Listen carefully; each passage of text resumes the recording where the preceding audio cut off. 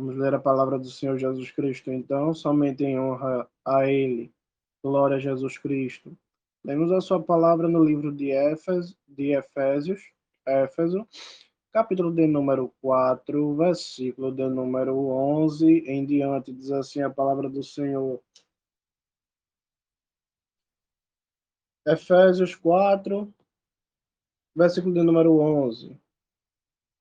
Além do mais, Jesus concedeu a algumas pessoas como apóstolos, algumas como profetas, outras como evangelistas, proclamadores das boas novas, e outras pessoas como pastores e mestres. A tarefa dessas pessoas é preparar o povo de Deus para a obra de edificar o corpo de Cristo, até que todos cheguemos a unidade implicada pela confiança e pelo conhecimento do Filho de Deus e a plena virilidade, segundo o padrão de maturidade estabelecido pela perfeição do Messias. Glória a Jesus Cristo. Paulo aqui na carta ao povo de Éfeso, aos Efésios, Paulo ele diz que Jesus Cristo ele comissionou pessoas com diferentes funções. Perceba que ser apóstolo não é um cargo, ser um profeta não é um cargo, ser um evangelista, um proclamador das boas novas, ser pastor ou ser mestre não é cargo. São funções, são responsabilidades. Primeiro porque cargo ele lhe dá mais importância a umas pessoas do que a outras. Então quem tem um cargo maior tem uma importância maior. Mas na obra de Jesus Cristo não há cargos, porque todos somos iguais. Então, como não existe cargo, só há funções. Alguns, diz a palavra aqui no livro de Efésios, que algumas pessoas receberam a função de apóstolo, outras de profeta, outras de proclamadores das boas novas, né, evangelistas, e outra como pastores e mestres. No versículo de número 12, a gente começou lendo do 11, no versículo de número 12, Paulo diz assim, olha, a tarefa dessas pessoas é preparar o povo de Deus para a obra de edificar o corpo do Messias. A tarefa dessas pessoas, dos apóstolos, profetas, proclamadores das boas novas, pastores e mestres, é preparar o povo de Deus para a obra de edificar o corpo do Messias. Até quando? Versículo número 13.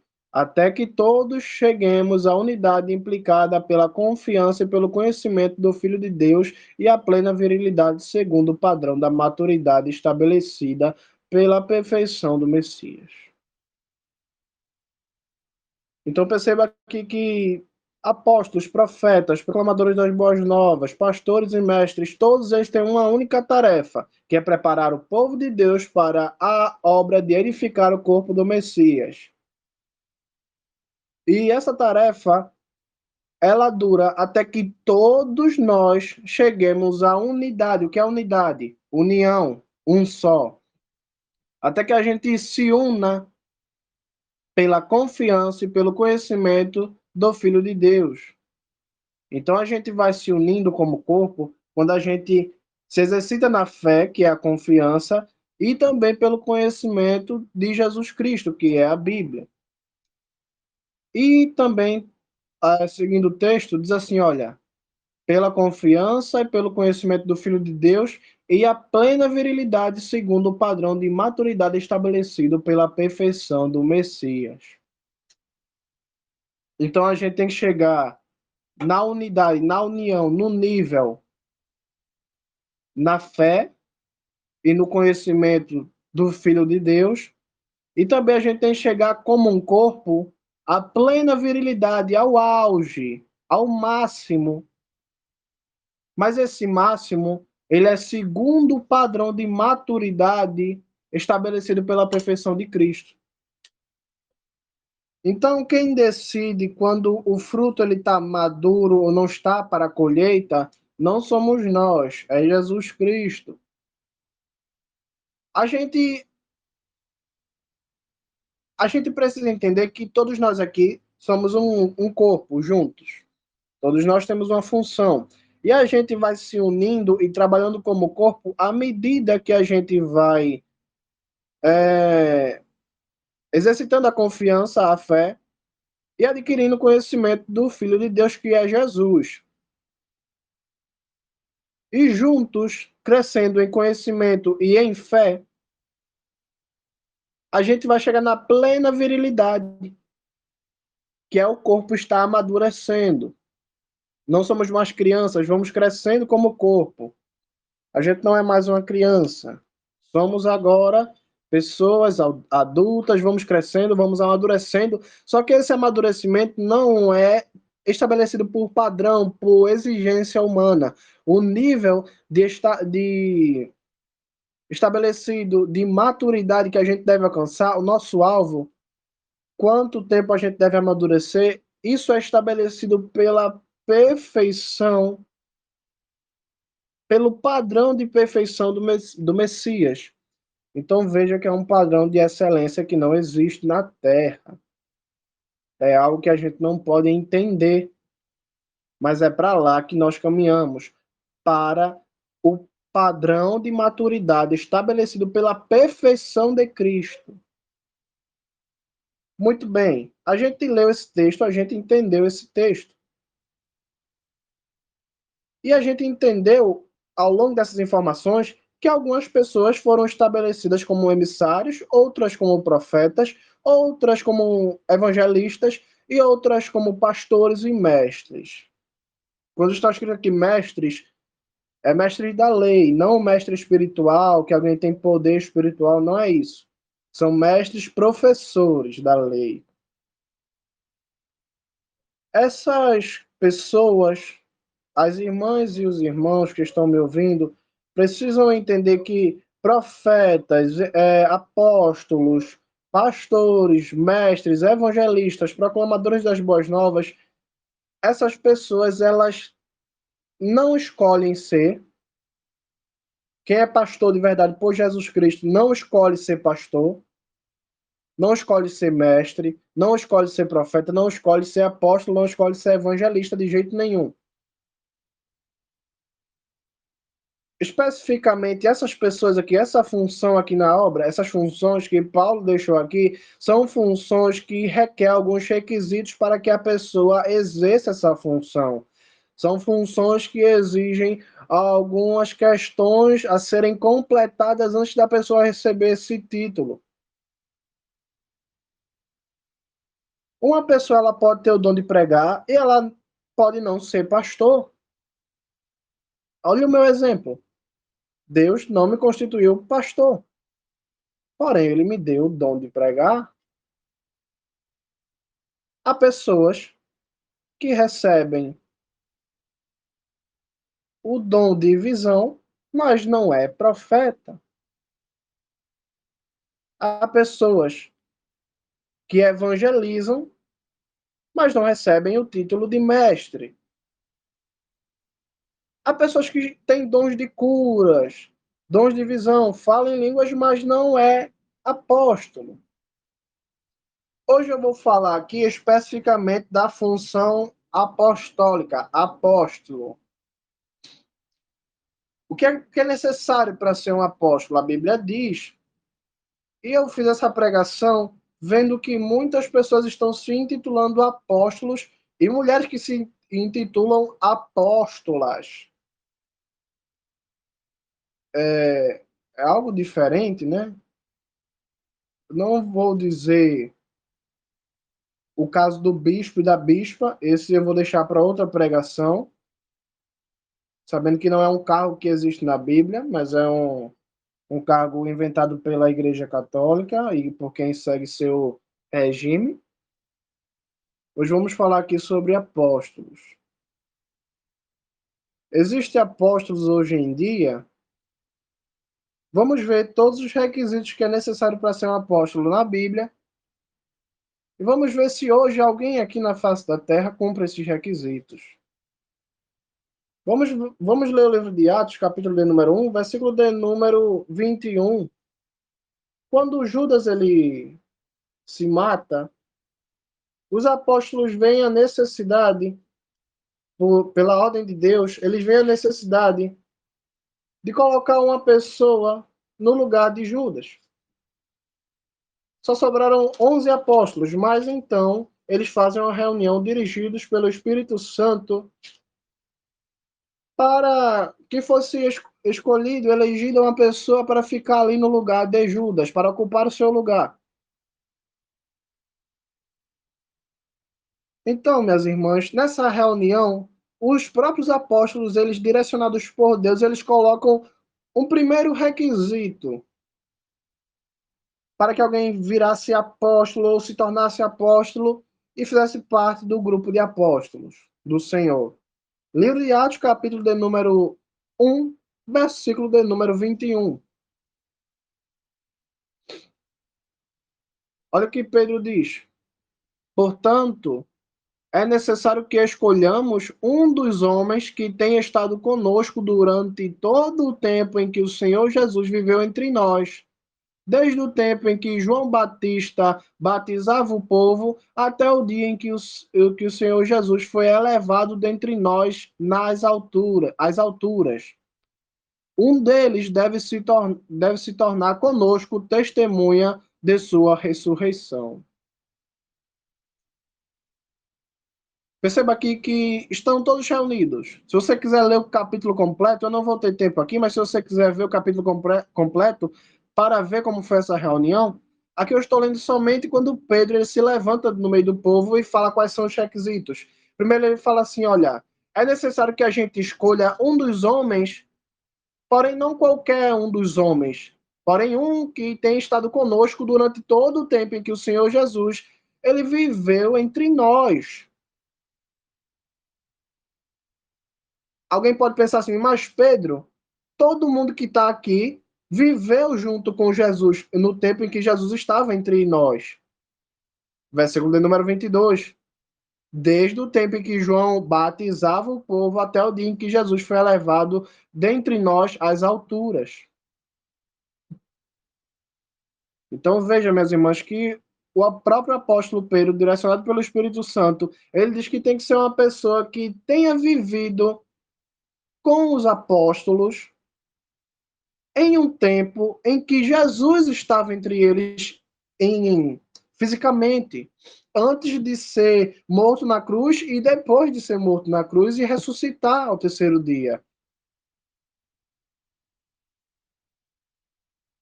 Então perceba que só por essa exigência do apóstolo, a maioria das pessoas que estavam ali em Jerusalém não poderiam ser apóstolos, porque não viram, não acompanharam Jesus desde que João começou a batizar o povo até que Jesus ressuscitou e subiu, foi elevado ao céu.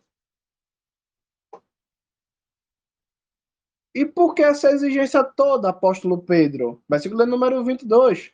Desde o tempo em que João batizava o povo até o dia em que Jesus foi elevado dentre nós às alturas.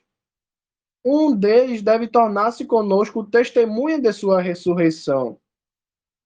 Perceba que a exigência aqui ela é muito forte. Não pode ser qualquer pessoa e tem que ser alguém que acompanhou Jesus do começo até o fim, porque ser apóstolo é ser testemunha ocular da ressurreição de Jesus Cristo. Ser apóstolo não é você simplesmente decidir do dia para a noite e virar apóstolo. Você precisa ter acompanhado Jesus e saber como Jesus é fisicamente, o rosto de Jesus, a voz de Jesus, o jeito de Jesus atuar fisicamente, você olhando com seus olhos. Porque ser apóstolo é ser testemunha da ressurreição de Cristo. Sei que tem pessoas aqui que já viram as mãos de Jesus, os pés de Jesus, mas ninguém aqui na face da terra pode ver o rosto de Jesus como os apóstolos viram, porque senão vira pó. Simples assim. Os apóstolos eles podiam ver Jesus porque Jesus ele estava ocultando sua glória para que os apóstolos não fossem fulminados ou ninguém ali fosse fulminado na terra.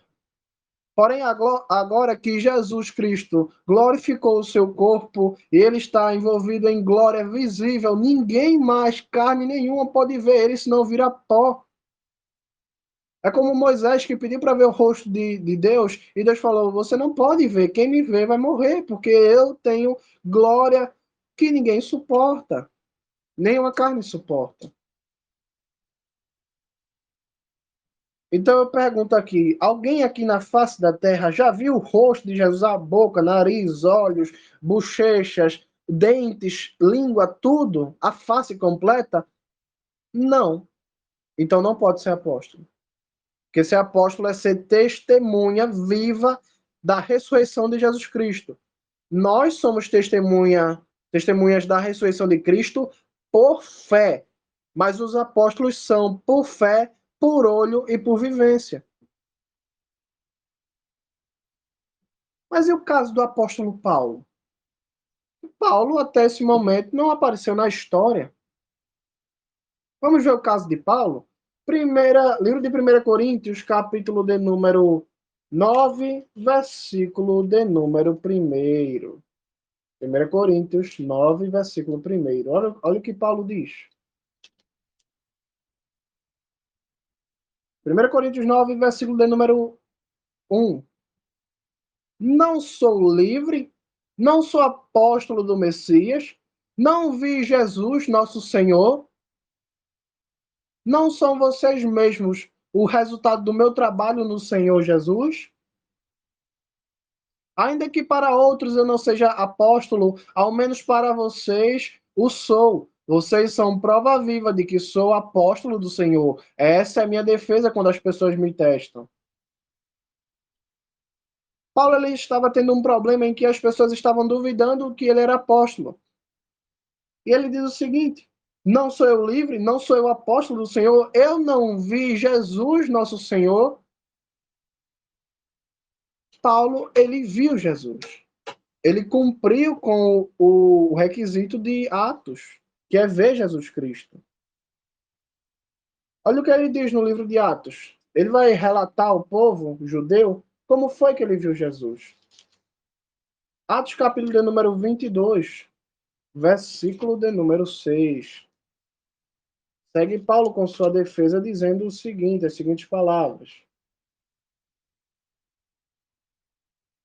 Atos capítulo de número 22, versículo de número 6. Olha o que diz Paulo. Eu estava a caminho e já me aproximava de Damasco por volta do meio-dia, quando de repente, uma luz intensa vinda do céu brilhou ao meu redor. Caí no chão e ouvi uma voz me dizer o seguinte: Saul, Saul, por que você insiste em me perseguir? Eu respondi: Quem é o Senhor? Ele me disse: Eu sou Jesus de Nazaré, e você está me perseguindo. As pessoas que estavam comigo viram a luz, mas não ouviram a voz daquele que falava comigo. Eu disse: Que devo fazer, Senhor? E o Senhor me disse: Levante-se, entre em Damasco, e lá lhe será dito tudo o que você deverá fazer. Eu fiquei cego pelo brilho da luz, e então meus companheiros me levaram pela mão até Damasco. Um homem chamado Ananias, um piedoso seguidor da lei do Senhor, e tido em alta conta por toda a comunidade judaica daquela cidade, veio ver-me, pôs-se junto a mim e disse o seguinte: Irmão Saul, enxergue outra vez. Naquele mesmo instante, recuperei a visão e o vi. Ananias me disse: O Deus de nossos pais determinou de antemão que você deveria conhecer sua vontade, ver o justo, que é Jesus Cristo, né? Ver o justo e ouvir sua voz. Porque você será testemunha dele a todos daquilo que viu e ouviu. E agora? O que está esperando? Levante-se, seja batizado e tenha seus pecados lavados ao invocar o nome dele. Perceba aqui, minhas irmãs, que o próprio Ananias, que era um servo do Senhor, ele próprio recebeu a visão de que ele deveria encontrar Paulo.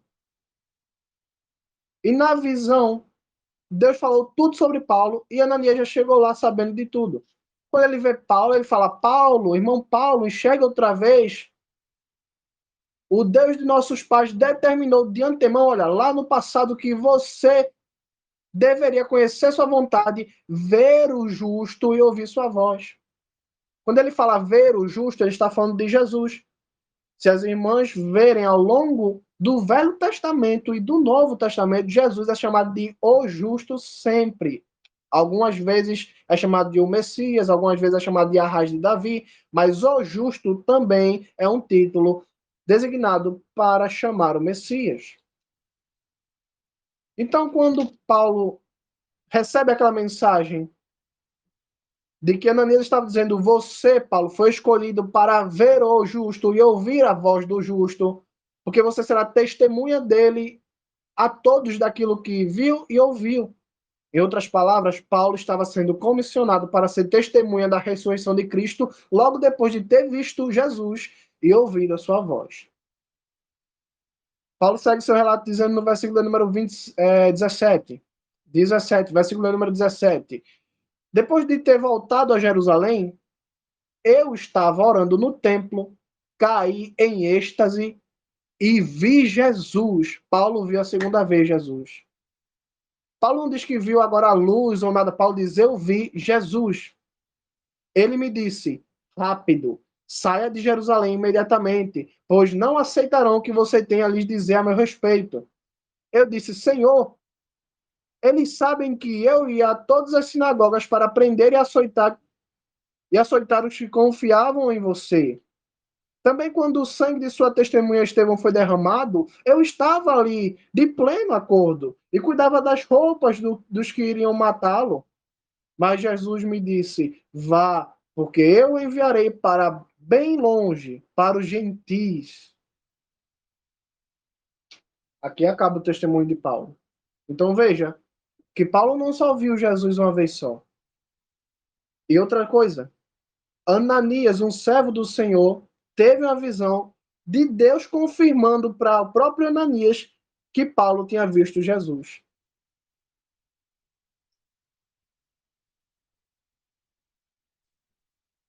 Paulo vê Jesus, Jesus testifica em Ananias que Paulo realmente viu Jesus. Jesus realmente vai lá em Ananias e fala: olha, Paulo me viu. E aí Ananias, quando vem falar com Paulo: irmão Paulo, você foi escolhido para ver o justo e ouvir a voz do justo. Aí muito bem, Paulo é batizado, Paulo se converte, Paulo volta para Jerusalém. Quando ele está orando no templo, Paulo de novo vê Jesus. Conversa com Jesus.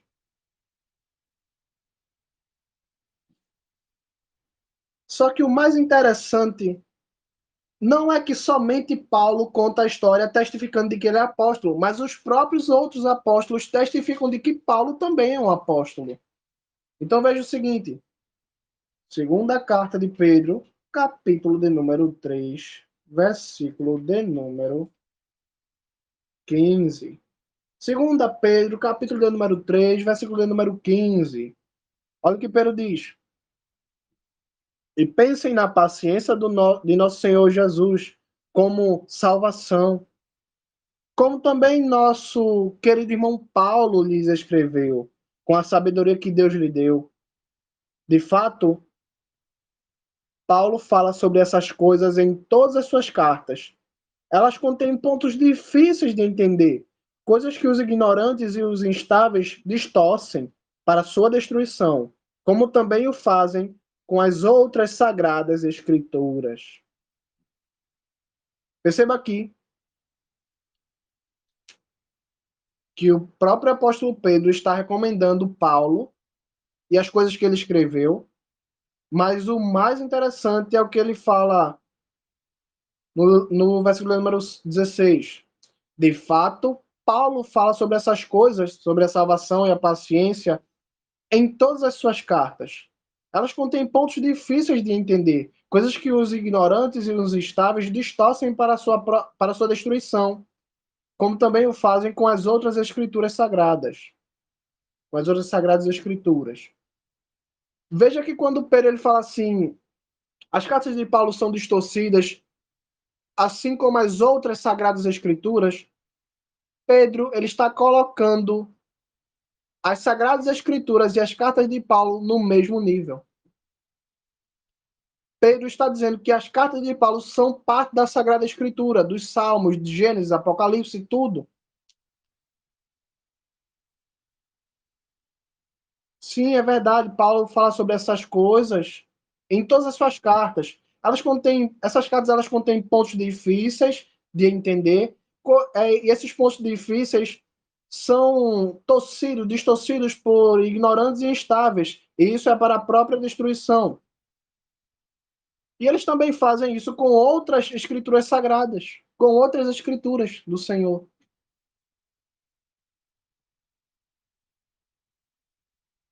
É como se eu escrevesse uma carta e o apóstolo Pedro falasse da minha carta: olha, Tiago ele escreveu uma carta, lê ela aí, mas cuidado para não distorcer ela, porque a carta de Tiago ela é muito distorcida, assim como as outras sagradas escrituras. É como se o apóstolo. Não é como. O apóstolo Pedro, ao dizer isso, ele está colocando a carta que eu escrevi no mesmo nível que as outras sagradas escrituras da Bíblia. Então, o próprio apóstolo Pedro reconhece Paulo, reconhece o que ele escreve e diz que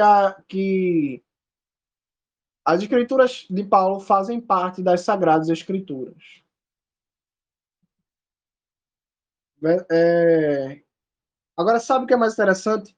Que Pedro é que ele está recomendando que se leia com muito cuidado as cartas de Paulo e está dando o selo de aprovação dele de que as cartas de Paulo são realmente escritas pela sabedoria de Deus.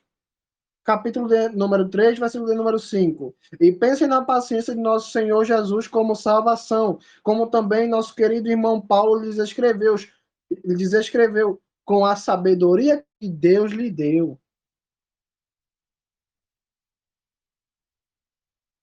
Também nosso querido irmão Paulo lhes escreveu com a sabedoria que Deus lhe deu. Pedro, ele está recomendando, está dizendo, leiam as cartas de Paulo. Pedro está dizendo que tudo que Paulo está escrevendo é inspirado por Deus e tudo que Paulo escreve é verdade. O que é que Paulo escreve nas suas cartas? O que é que Pedro está chamando de verdade nas cartas de Paulo? Obviamente eu não vou ler todas as cartas, porém gostaria de ler com vocês 1 Romanos, capítulo número 1, versículo número 1. Olha o que diz a carta. De Paulo, escravo do Messias Jesus, apóstolo, por ter sido chamado e separado para as boas novas de Deus. 1 Coríntios, capítulo de número 1, versículo de número 1. De Paulo, chamado pela vontade de Deus para ser apóstolo do Messias Jesus, e o irmão Sóstenes. 2 Coríntios, capítulo de número 1, versículo de número 1.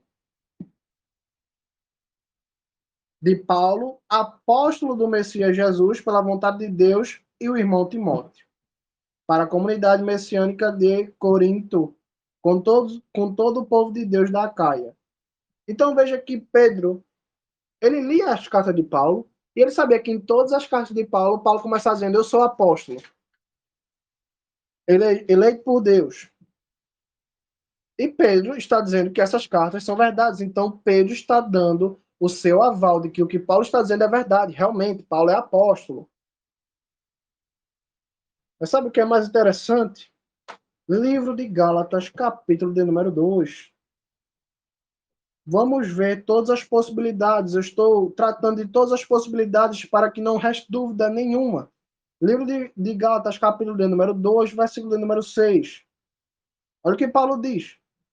Além do mais, aqueles que eram líderes reconhecidos, o que eram, então, não fez diferença para mim. Deus não julga a aparência exterior. Os líderes reconhecidos não me acrescentaram nada. Ao contrário, reconheceram que a mim haviam sido confiadas as boas novas aos incircuncisos, assim como a Pedro aos circuncisos. Paulo está dizendo assim, olha, os líderes de Jerusalém, reconhecidos, líderes reconhecidos da comunidade cristã de Jesus Cristo em Jerusalém, não acrescentaram nada a mim. Pelo contrário, reconheceram que a mim havia sido confiado o evangelho aos gentis, assim como a Pedro foi confiado para Pedro pregar para os judeus. Versículo número 8. Pois aquele que opera por meio de Pedro, tornando apóstolos aos circuncisos, também atuou por meu intermédio, tornando-me apóstolo para os gentios. Por isso, reconhecendo a graça que me fora concedida, Tiago, Pedro e João, tidos por colunas da comunidade cristã, estenderam a mim, entenderam a mim e a Barnabé a mão direita da comunhão, para que pudéssemos nos dirigir aos gentios e eles aos circuncisos. Paulo diz que foi a Jerusalém. Tiago, Pedro e João reconheceram eles como apóstolo. Reconheceu Paulo como apóstolo. Versículo de número 1. Gálatas, capítulo de número 1, versículo de número 1. De Paulo, um apóstolo, recebi meu comissionamento não de seres humanos, nem por mediação humana, mas de Jesus, o Messias, e de Deus Pai, que o ressuscitou dos mortos, e de todos os irmãos que estão comigo. Perceba, minhas irmãs, que Paulo diz na sua carta aos Gálatas, no capítulo de número 1, versículo de número 1, que ele foi feito apóstolo não por humanos, mas por Jesus Cristo e por Deus Pai. E ele não foi feito apóstolo nem por humanos, nem por intermédio de humanos, mas por Deus somente, somente por Deus e por intermédio de Jesus Cristo somente. Assim como todos os outros apóstolos da história da Bíblia. Nenhum deles teve como é que eu posso dizer, um intermediário humano, nenhum deles recebeu a mensagem que era apóstolo por intermédio humano. Apóstolos simplesmente não recebem a revelação do seu ministério por meio humano. Primeiro, eles têm que ver Jesus Cristo. Segundo Jesus Cristo, eles vendo Jesus Cristo tem que dizer que eles são apóstolos. Assim como o Senhor Jesus fez com Paulo, e assim como ele fez no livro de Mateus, capítulo de número 10. Vamos ler? Livro de Mateus, capítulo de número 10, versículo de número 1. Jesus chamou seus 12 discípulos e lhes deu autoridade para expulsar espíritos imundos e curar todo tipo de doença e fraqueza. Estes são o nome dos 12 apóstolos. Em primeiro lugar, Simão, chamado Pedro, e André, seu irmão, Tiago, filho de Zabdai, e João, seu irmão, Filipe e Bartolomeu, Tomé e Mateus, o coletor de impostos, Tiago, filho de Alfeu, e Tadeu, Simão, o Zelote, e Judas Iscariotes, que o traiu. A gente sabe aqui que Judas ele foi cortado, se matou, e foi cortado, não é mais apóstolo. Porém, Matias foi colocado no seu lugar, justamente naquela reunião do livro de Atos que eu li no começo. Agora, sabe o que é interessante, minhas irmãs? Eu vou tratar do último assunto aqui para a gente finalizar a pregação, porque eu preciso tratar de todos os assuntos relacionados a isso para que depois ninguém me venha distorcendo a pregação ou com dúvidas. Vamos ler novamente? Se a gente for ler novamente, a gente vai perceber que tem dois Tiagos aqui como apóstolo. O primeiro Tiago, que é o filho de Zabdai, e o segundo Tiago, que é filho de Alfeu. Muito bem. Mas se a gente for ler, se alguma das irmãs for ler a carta de Gálatas, por curiosidade, né? Fosse ler essa carta de Gálatas depois dessa pregação, iria perceber que lá tem um apóstolo que não está nessa lista. Talvez ninguém tenha prestado atenção. Livro de Gálatas, capítulo de número 1, versículo de número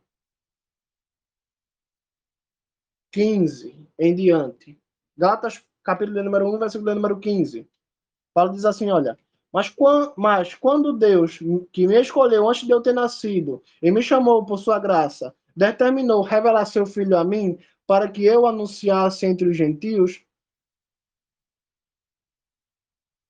não consultei ninguém e não subi a Jerusalém para ver os que já eram apóstolos antes de mim. Em vez disso, fui imediatamente à Arábia e mais tarde voltei a Damasco. Só depois de 3 anos subi a Jerusalém para conhecer Pedro pessoalmente. E estive com ele 2 semanas, mas não conheci nenhum dos outros apóstolos, a não ser Tiago, irmão do Senhor Jesus. Opa, peraí. A gente tem aqui na lista dos 12 apóstolos Tiago, filho de Zavidai, Tiago, filho de Alfeu, mas esse Tiago, irmão do Senhor Jesus, como assim? Não tem nenhum Tiago, filho de José na lista e nenhum Tiago, filho de Maria. Afinal de contas, o que foi que aconteceu? Percebam, minhas irmãs, que Paulo não foi o único apóstolo que foi comissionado depois que o Senhor Jesus Cristo ele subiu ao céu. Mas como assim, Tiago, irmão do nosso Senhor Jesus? A Bíblia diz que Jesus tinha irmãos, que Maria tinha filhos? Diz. Por mais que as pessoas neguem, por mais que a igreja caótica, né, para não dizer católica, por mais que a igreja caótica negue, a Bíblia diz. E eu vou ler os 2 versículos que dizem a respeito dos irmãos dos filhos de Maria, que são considerados, tecnicamente, irmãos de Jesus. Livro de Mateus, capítulo de número 12. Evangelho de Mateus, capítulo de número 12. Para a gente acabar a pregação rapidamente. Evangelho de Mateus, capítulo de número 12, versículo de número 46. Diz assim a palavra do Senhor.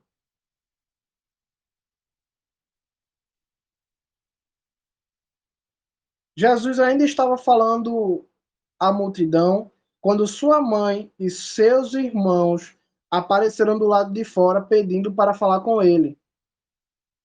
Alguém lhe disse: Sua mãe e seus irmãos estão lá fora pedindo para falar com você.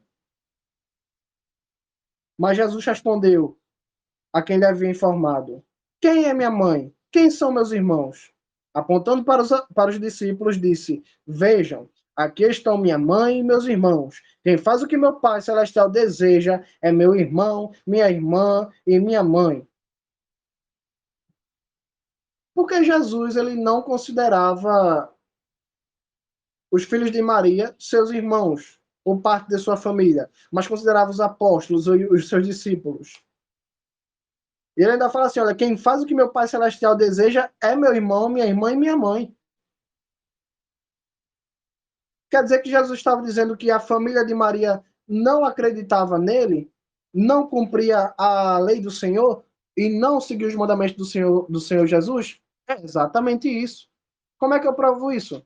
Livro de João, capítulo de número 7. Olha o que vai falar sobre os irmãos do Senhor Jesus. Claro que o Senhor Jesus não é irmão de humanos, nem tem irmãos. É filho único de Deus. Porém, pela lógica da lei, ele era tratado como se fosse filho de Maria e irmãos dos seus outros filhos. Livro de João, capítulo de número 7, versículo de número 1.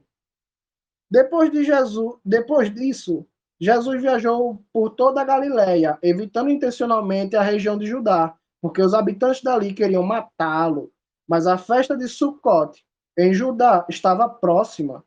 Por isso os irmãos de Jesus lhe disseram: Saia daqui e vá para Judá, para que seus discípulos possam ver os milagres que você faz. Pois ninguém que deseja se tornar conhecido age em segredo. Se você faz essas coisas, mostre-se ao mundo. Versículo de número 5. Seus irmãos falaram desse modo porque não haviam crido em Jesus. Era por isso que Jesus era descontente com os filhos de Maria.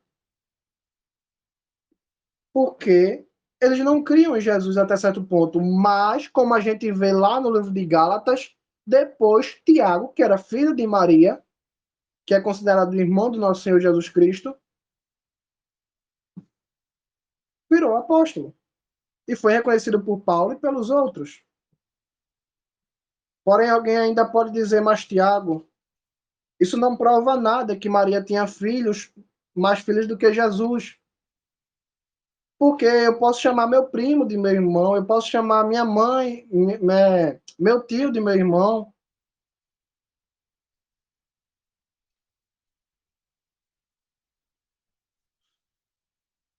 Realmente tem gente que acredita que Jesus estava chamando primos e tios de irmão.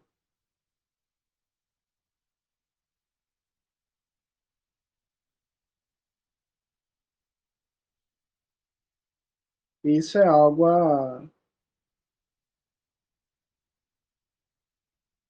se estranhar, de que alguém que se diz cristão siga uma doutrina católica, né? Porém, eu gostaria de fazer uma pergunta. Jesus é o unigênito ou primogênito de Maria? A Bíblia diz que ele era o primogênito de Maria. O que é que isso significa? Significa que ele foi o primeiro filho. Se ele fosse o único filho que Maria teve, ele seria chamado unigênito de Maria, não primogênito de Maria. Então, que todos tenham uma coisa em mente.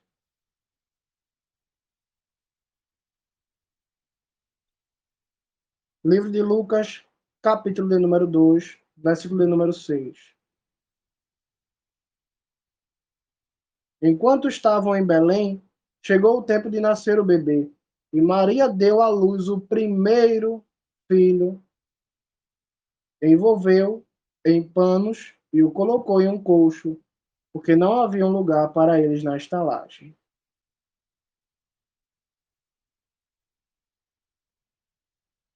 Por fim, se alguém ainda acredita que Jesus foi o único que Maria deu à luz, né, ficou gestante, procure na Bíblia se ele era o unigênito ou o primogênito, que a Bíblia diz que ele é o primogênito. O primogênito é primeiro, o unigênito é único. Ele é unigênito de Deus, mas quando se trata de Maria, ele é primogênito, porque depois veio o segundo, o terceiro, o quarto, quinto, tanto faz. Então, essa foi a pregação de hoje, minhas irmãs, e eu espero que tenha ficado claro que ninguém aqui na Terra, com exceção dos apóstolos e das pessoas que viveram há 2000 anos atrás, com exceção dessas pessoas, ninguém viu o rosto de Jesus. Que a Bíblia diz que quem vê fora essas pessoas morre. Simples assim. Então ninguém pode ser considerado o chamado apóstolo. E quem faz isso não faz com boas intenções. Diga-se de passagem que quem faz isso simplesmente não entende da Bíblia, para começar, porque se entendesse, saberia que há requisitos para ser chamado apóstolo e há requisitos para ser chamado apóstolo não só para com Deus, mas para com as pessoas. Deus tem que te reconhecer, você tem que ver o rosto de Jesus e as pessoas têm que saber a nível mundial quem você é, porque era assim que os apóstolos eram, reconhecidos em nível mundial. Paulo era apóstolo tanto em Jerusalém, quanto em Roma, quanto na Caia, quanto no resto da Europa, na Arábia, em qualquer lugar, todo mundo sabia que Paulo era apóstolo. Por quê? Porque Jesus testificava. Amém?